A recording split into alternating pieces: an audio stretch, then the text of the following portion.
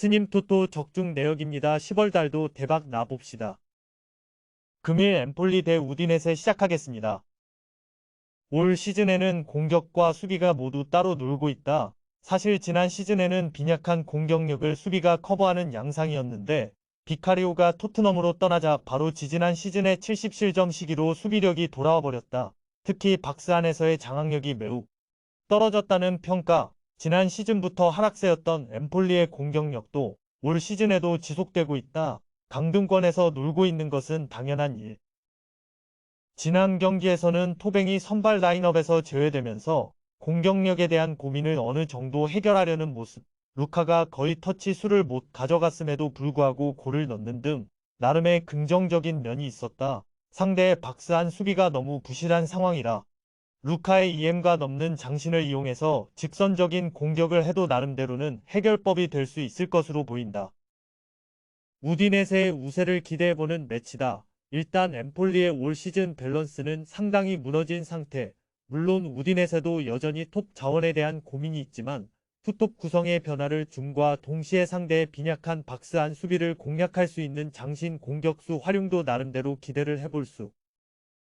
금일 조합픽은 모두 무료로 보내드렸습니다. 못 받으신 분들 및 궁금하신 분들은 영상 아래 고정 댓글로 편하게 말 걸어주세요. 금일 메넨글라트바흐 대 마인츠 시작하겠습니다. 최근에는 라이프치히를 상대로 꽤 괜찮은 내용을 보이더니 원정에서 보움을 3-1로 이겨버렸다. 일단 3-5-2로 전환한 것이 상당히 괜찮게 작용하고 있는 듯 올 시즌 주전 멤버들이 되고 이탈해 극단적인 공격 라인을 쓰는 것에 대한 효용이 부족했던 것을 선수비 마이너스 후역습으로 나가면서 해결하려는 듯. 사실 마인츠가 늘 경합 상황에서 별로인 모습이라 생각보다 후방에 신경을 많이 쓰는 것이 도움이 될 여지는 있다. 지난 경기에서도 경합 상황에서 철저하게 공략을 당하면서 레버쿠젠에게 0-3의 패배를 당하고 말았다. 사실 압박을 중시하면서 수비와 공격을 동시에 해결하려는 팀이 경합 상황에서 이런 모습을 보이면 답이 사실상 없다. 상대가 매우 극단적인 공격 성향으로 나온다면 상대의 뒷공간을 판다는 전략을 생각해 볼 수 있지만 메넨글라트바흐의 변화는 앞 단락에서 설명한 바 있다. 메넨글라트바흐의 우위를 기대해 보겠다.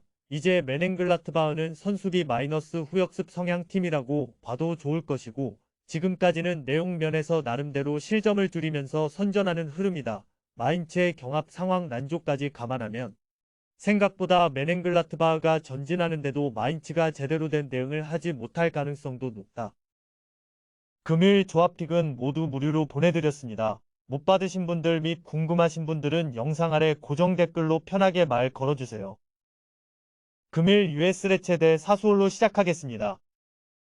하위권 팀은 중앙에 힘을 빌어서 잘 잡아내는 편이나 아직 유벤투스와 나폴리 등 중앙 전력이 한 수위의 팀을 만나서는 공격력이 잘 통하지는 않는 편. 물론 사수올로가 생각보다는 점유를 확보하는 능력이 떨어진다는 점은 감안해야 하나 레체가 사수올로의 측면 공격을 수적 우세로 막아버릴 정도로 효율적인 포메이션을 잡고 있는지는 잘 모르겠다. 일단 로리엔테, 베나르디가 터지면 승리를 거두는 경우가 잦은 편이다. 때문에 3-4-3 같이 측면에서 1vs3 양상을 만드는 팀에게는 좀 약한 편.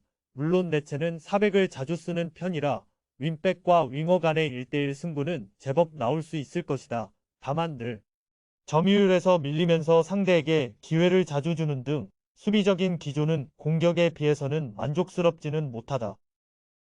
승무패 리스크가 크다고 생각한다면 핸디캡을 적용하거나 스코어 접근으로 가는 것도 좋을 것이다. 금일 조합픽은 모두 무료로 보내드렸습니다. 못 받으신 분들 및 궁금하신 분들은 영상 아래 고정 댓글로 편하게 말 걸어주세요. 금일 빌바오 대 알메리아 시작하겠습니다. 알메리아를 상대로는 화력을 상당히 투사할 수 있을 것. 빌바오도 생각보다는 동적으로 움직이는 팀이라서 실점 억제 능력이 기대만큼은 아니지만 알메리아의 역습 대응 능력은 리그 최하위 수준이라 니코와 이냐키가 모두 출전할 수 있는 상황에서는 화력으로 상대를 제압한다는 플랜을 세워볼 수 있을 것. 늘 수비가 약점인 상황이고 최근 5경기에서도 멀티 실점을 매번 허용하고 있는 상황이다. 그나마 홈에서는 화력을 발동시켜서 제3자 입장에서는 재미있는 게임을 좀 만드는 편이기는 한데 문제는 원정에서의 약세는 지난 시즌부터 매우 심각했다는 것. 실제로 올 시즌 원정에서는 리그에서 멀티 득점을 기록한 적이 없다. 빌바오의 승리를 기대하는 매치다. 알메리아의 원정 약세와 수비 상황에서 역습 대응이 매우 떨어진다는 점을 감안해야 할 것. 빌바오가 한 골 정도의 실점을 각오하더라도 이냐키와 니코가 이끄는 측면을 중시하면서 화력을 투사하게 되면 무난하게 경기를 잡아올 가능성이 높다. 금요일 조합픽은 모두 무료로 보내드렸습니다. 못 받으신 분들 및 궁금하신 분들은 영상 아래 고정 댓글로 편하게 말 걸어주세요. 금일 스트라스부르 대 낭트 시작하겠습니다. 그동안은 수비를 등한시한다는 생각이 들 정도로 공격에 집중했지만 올 시즌에는 철저하게 공격은 개인 기량에 맡기고 수비와 압박에 집중하는 중 때문에 낭트 같이 라인을 내리고 대응하는 경우에는 박스 안에서의 진입이 어려울 가능성이 있다. 다만 후술할 낭트의 전력 누수와 특성으로 인해 한 골을 먼저 넣게 되면 그대로 승리가 굳어질 가능성도 있다.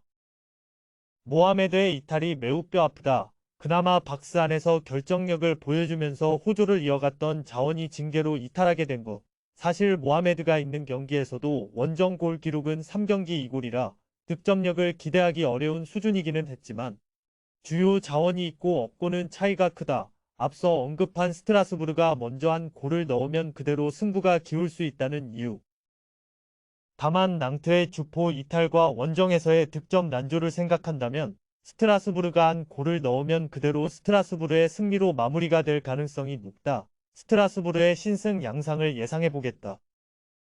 금요일 조합픽은 모두 무료로 보내드렸습니다. 못 받으신 분들 및 궁금하신 분들은 영상 아래 고정 댓글로 편하게 말 걸어주세요.